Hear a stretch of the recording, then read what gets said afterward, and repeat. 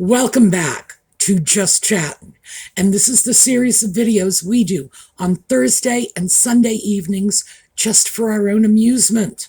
So for all you Audie fans, he is right behind me. It's winter. He's hibernating, so he's sound asleep on the chair. He has, in fact, been getting up and photobombing the videos lately. Who knows? Maybe he thinks there's a cat treat waiting for him somewhere. But for now, he's sleeping and I can hear him snoring. So we'll have to see. Yellow. Let me get that yellow. It's all on the borders of this scarf.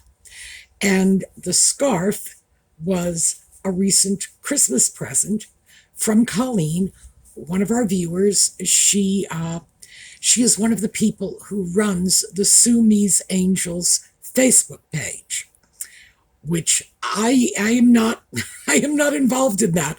I'm sorry to say. I've managed to visit it a couple of times, but Facebook and I are not best friends. I just don't know how the system works, so I leave it to the ladies who run it. And the yellow is for Catherine. It's for Lex's mom. It's for everyone coping with cancer. We are just sending our very best wishes out to you, all of you, to your families, your loved ones, and we are hoping for a positive outcome. All right, when we come back, we are going to talk about Prince Consorts.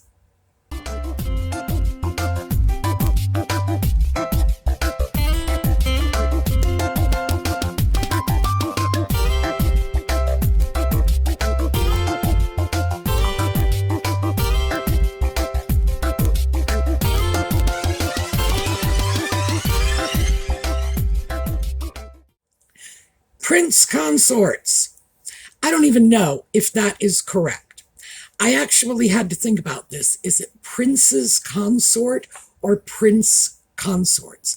And I've decided that whatever it may actually be, it is popularly pluralized on the end of consort, not the end of prince. So there you go. I wanted to talk about the men who had married into the royal family over the years. And it's our good fortune at this point in time that we have had a couple of queens in the recent past who have been married, and they have had, therefore, a prince consort. So before we get into anything on a more broad stage, I thought we'd talk about Albert, Victoria's husband, and Philip, Elizabeth's husband, because they were largely instrumental in giving us what our version of the husband of a female monarch is supposed to be, and by extension, what we kind of expect from the husband of a female member of the royal family. And as I say, we're starting at the top, so to speak, because that's our template. And fortunately, the first of our prince consorts, Albert, really did a very good job of creating this template that we now have, making his own way and creating his own role, his own identity. So let's start with Albert was born in 1819. By the way, it's the same year Victoria was born. They were only 3 months apart in age. Victoria was born in May. Albert was born in August. And I'm just going to start with this one. They were first cousins. Ordinarily, when you marry someone, the two of you collectively have 8 different grandparents. Yeah, they had 6. I look at that and think, good heavens, had they no idea about the issues with close consanguineous marriages. Well, they did. It's not like even 200 years ago they didn't know this stuff. Oh, they knew. They knew. They had the famous Habsburg jaw to guide the way for them. And certainly the idea that it was dangerous and medically ill-advised was out there. People were aware of this, but unfortunately, royal families, and we are going back to ancient Egypt, royal families have long had a history of inbreeding. There's just no nice way to put it. Inbreeding and marriage of first cousins, although in some areas, some parts of the world, it was considered inappropriate. It was legal just about everywhere. Edgar Allan Poe, and we're talking about the same general time frame here, married his first cousin. Nobody thought twice about it. But when we look back on this, it is just icky to us. There is no question but that the marriage was a love match. Victoria and Albert were not raised together, but they had met on a couple of occasions. The family put them together in the hopes that this would be the choice that Victoria would make. Given the fact that she was Queen of England, she would be the one to do the choosing. And as it happened, she did, in fact, propose to Albert. She also just adored him. He was her sun and moon and starry sky, etc., etc. And when he died at the age of 42, at that point they had been married. They married when they were 20, I believe. So at that point they would have been married a little over 20 years, 9 children. Victoria never recovered. She went into seclusion, wore black for the rest of her life, which was a long one. So when we look at Albert and his role, we have to remember that at the time it was Victorian England. I know it's so hard to talk about this when you say Victorians. Obviously it was Victorian England. It was Victorian England. It was an era in which the man had all of the legal rights in the family. And this was a highly unusual set of circumstances because Victoria was queen. Albert was born Albert Saxe-Coburg-Gotha, a little German principality. It was an old titled family, but they were without much money, without much influence. Albert was not especially popular when he married into the British royal family. And he was made prince consort. There was opposition to that. He was perceived by many in the British government as some interloper who was going to take over the duties of the monarchy. Now, that was clearly not the original plan, although it did happen over time. Victoria, because of her affection for Albert and because of Albert's intelligence, his education, his strong character, just sort of happened gradually over time. By the time it happened, the British people had really taken to him. Albert decided early on he would need to carve out his own identity. He was not going to be just, the toy boy on Victoria's arm. And Albert began championing causes. Education, that was one of his big ones. He wanted to see the educational system in the UK reformed so that everybody was getting an education and literacy rates improved. Manufacture. He wanted to see British manufacture modernizing and keeping pace with the changes. Remember, we're talking 19th century. We're talking Industrial Revolution. things were changing. Albert could see that, and he wanted to bring the country forward. Also, and I suppose it's good that he didn't get an overwhelmingly positive reception from day one. He knew he had to be careful about this and do this subtly. He championed universal emancipation. He did not want to see slavery anywhere. There was no slavery in England, but there was slavery in many of the British colonies. He wanted to see that eradicated. He seems to have been a man with a strong moral center. He was very devoted to the home and the family. And he was the one who pushed forth the idea that the British royal family should be the role model. It should be the template for families throughout the country. They should be creating the image of this warm, happy, serene, and benign family with the little children dancing around and Victoria and Albert at the center of it as the happy married couple. That was probably largely true in his own family. He was a devoted husband. He was a devoted father. He really enjoyed the society of his children, something Victoria did not do. She was not one of those women who was naturally attracted to babies, not even her own.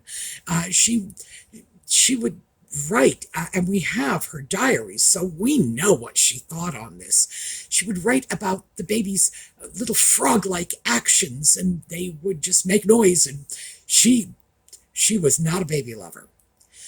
But Albert, in his devotion to the family and his desire to put this image out before the public, sending out images, photographs, inviting the newspapers to draw pictures of them, and they were constantly illustrated in the British press, of them doing happy little things like, the children cutting out papers and whatever.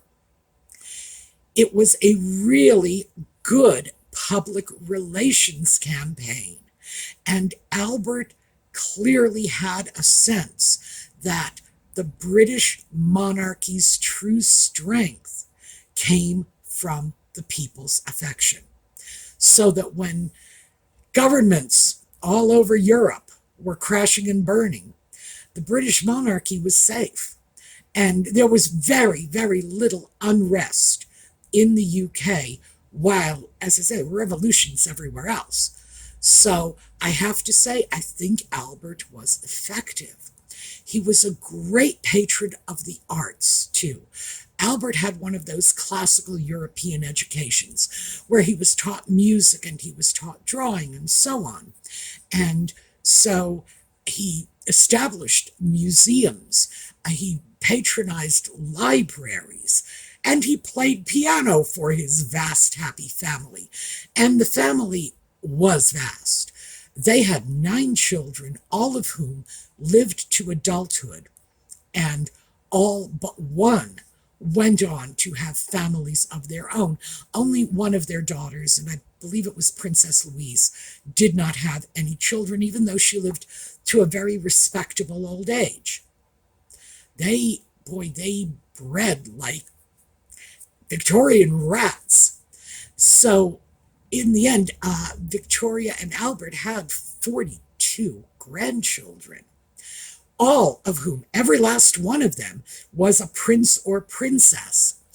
Most of them married into other European royal families, or noble families at least. Even the lowliest, like, the last little grandchild in line, ended up making respectable marriages. And that will come back to haunt us later on. Albert's chief benefit was in his willingness to take the role that had been carved out for him, that of, second fiddle to the queen. A lot of men, especially in his day, certainly men of his standing, would have recoiled against that, but Albert did not. And because of that, we had this fantastic template of what a prince consort was supposed to be. Albert, among other things, was the guiding force behind the great exhibition, the Crystal Palace, where the best and brightest were showing the most current innovations in manufacture and technology from around the world. And because of that, Albert's legacy, he is remembered as a man of forward-thinking, intellectual pursuits, patron of the arts, humanitarian, because, of course, he wanted to see universal emancipation, but he also wanted to improve the lives of the working poor. Modern scholars have often looked at this and they say, well, it was kind of a patronizing thing, but hey, we're talking the middle of the 19th century. Yes, it was all going to be patronizing. Nevertheless, it was part of a series of forward movements that eventually got us into a more egalitarian society. So I think Albert was very good at the job. I think if he had another 20 years, heaven only knows what he would have done. So that is the one who really forged the template. And then 100 years later, and that's all it was, by the way, 100 years later, another queen, another prince consort. So what we're looking at next up is Prince Philip.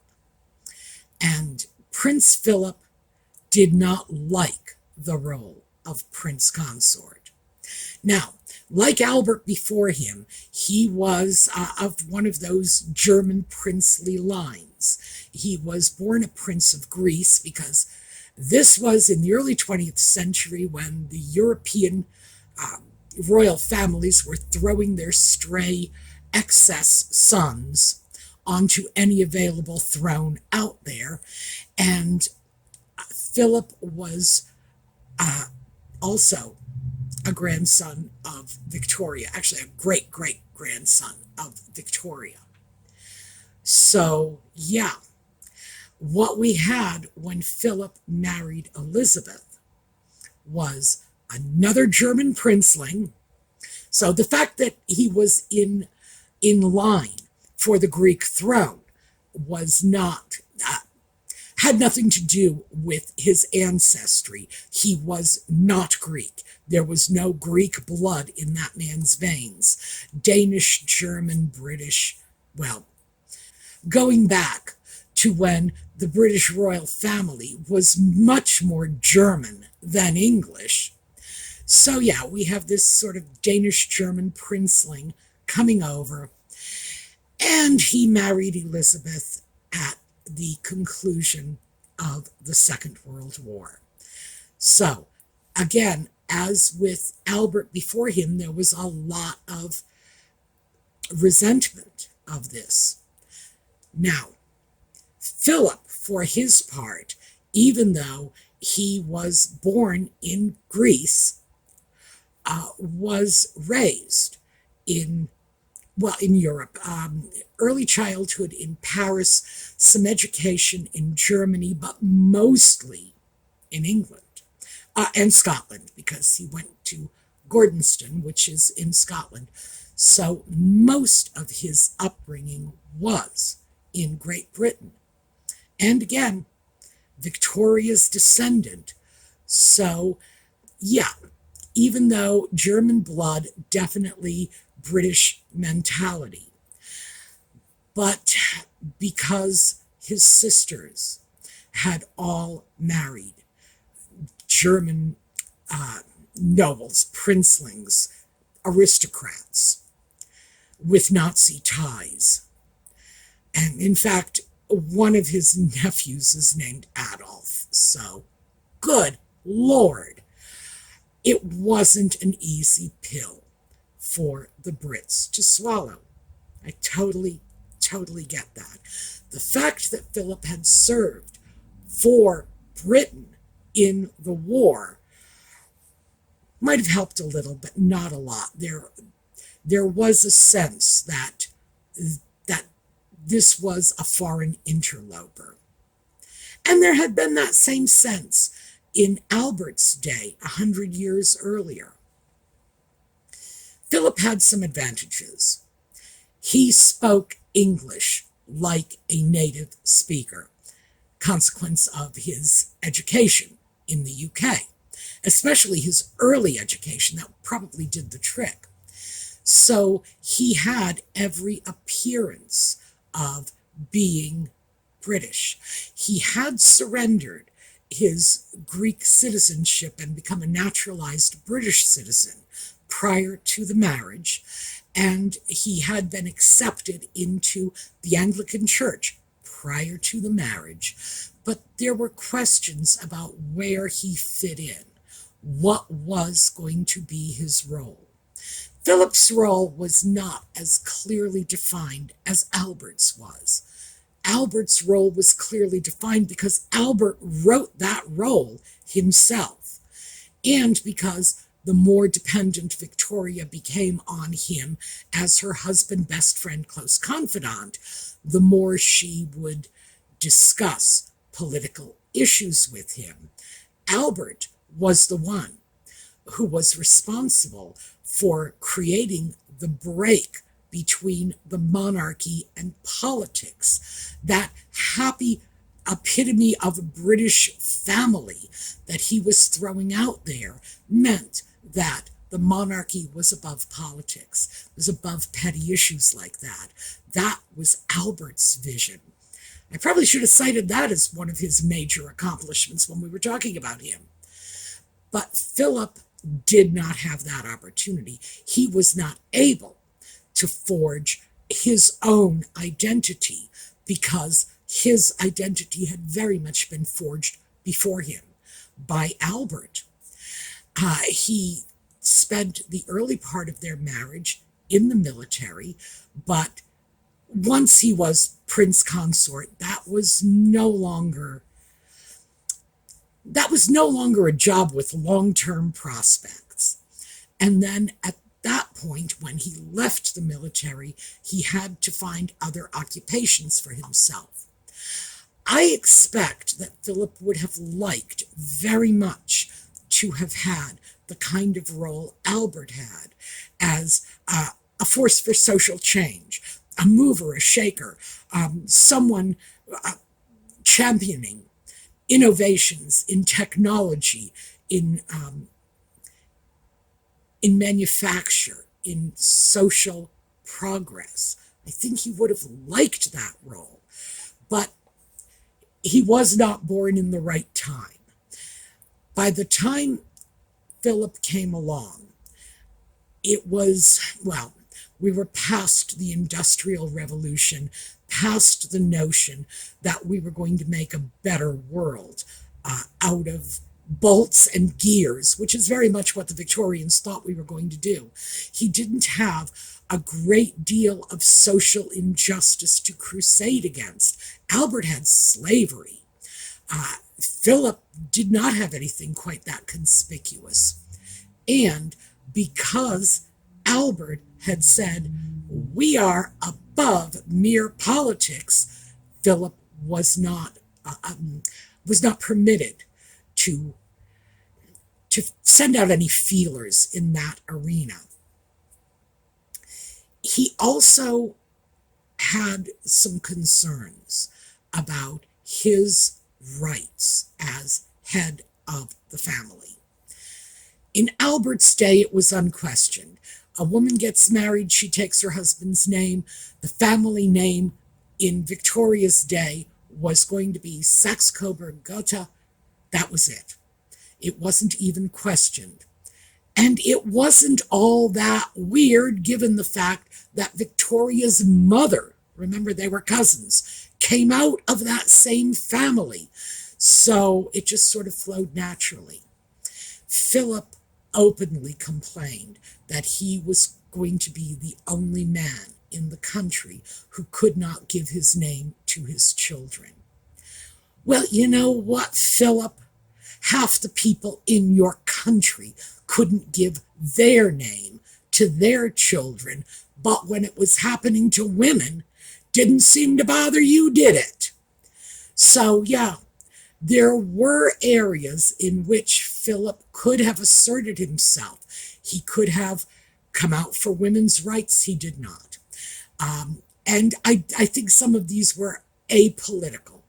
So the fact is that there were openings for him if he had recognized them. Instead, his role was more constricted than Albert's had been. Albert ran the Queen's household. Albert ran his own household in terms of, his family, his children. The Queen's household in terms of the vast palaces and residences. Albert took care of all of that. Philip did not. He did not assert himself in as many areas as Albert did. Now, I think there were a couple of things that stand out to me when I look at the lives of these two men. Albert was a bright guy. He was very well educated. Philip was not a raving moron, but he was not an intellectual giant either. And his education was suitable for his position in society. Philip was not going to be tapped by Oxford to teach music or science or literature, which, by the way, Albert might have been. So I think that's probably the key difference. Albert, by just the strength of his character, was able to insert himself into so many areas. And remember, he's the one who created that separation between the monarchy and mere mortal politics, so he could do it without crossing that line. He was the one who drew the line, so he knew how to avoid crossing it. What we see in that no political involvement is an instantiation of Albert's personal views, which certainly did not coincide with Philip's personal views. I think Philip would have been very happy to get politically involved, and although he did not restrain himself, I do think he would have if he had had the opportunity. So again, another break in their characters. Also, Albert was a very domestic man. He valued the home, the hearth, the family. That was everything to him. Philip, no. Philip and Albert both came from broken homes. So they had that same fractured background, but they reacted in different ways. Albert was going to right the wrongs of his childhood in his own family, and Philip was simply scarred by his childhood. So what we have, again, is one man who created the template and another very different man who was forced into that mold.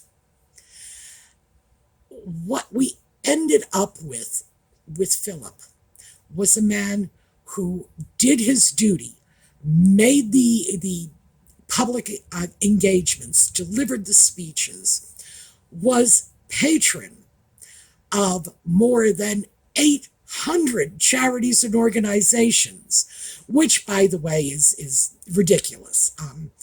I admire him for his willingness to take it on, but I dare say, and I'd bet money on this, if anybody sat him down and said, write a list of your patronages, he probably wouldn't have been able to remember any more than 10 to 15% of them. 800. is monumental. And that is simply lending your name to an organization.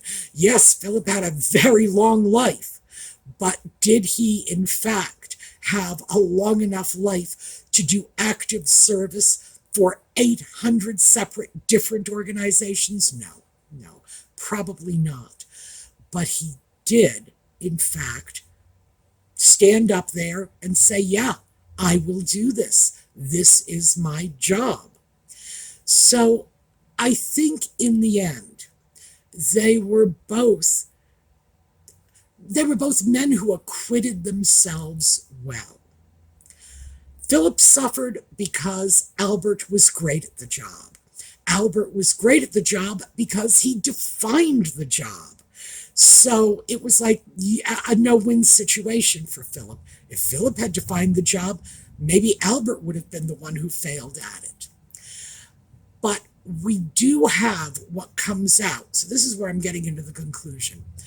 What we do have with what comes out at the end of the day from the lives and the careers of these two men is a certain set of rules.